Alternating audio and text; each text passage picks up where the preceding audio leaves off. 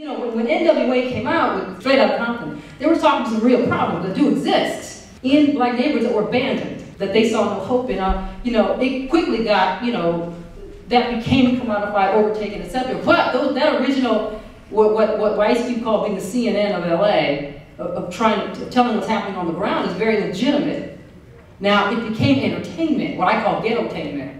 And the lines got blurred between what was actually, what was true protest and what was just people talking.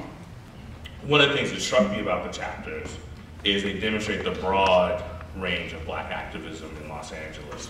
Labor, higher education, traditional voting politics, gender, coalitional work, economic and environmental justice.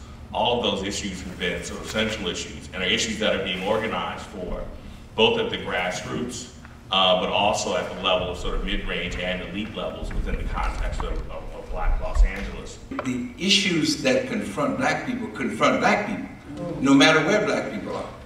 And the issues of activism have to be borne out and have to be promulgated by black people. Every one of these issues in this book is connected to activism.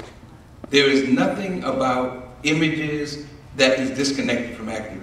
While you talk about Soul Train and you talk about Solar, you got to go behind that and you got to know the history. You got to know the fight that Griffey was in with the major record companies in order to build the building, in order to keep the building, in order to demonstrate that he was a black man that was independent, that was empowered, and refused to shuffle and buck dance for white people. Lastly, I want to mention the Big Reclaiming UCLA chapter and make note that the saddest part is that the goal only has been, and we haven't even accomplished. So when people talk about you can get a nursing job or you can get a job doing this, you can't get it coming through UCLA if you're black because the percentages are not here and we haven't fought to bring more black children into these colleges and we haven't created the conditions for that. So when we criticize and when we have this attitude about these young brothers in the hood, let us try to understand that we are all in the hood, and if you don't want to think that you are in the hood, and that Los Angeles is some special dream for black people,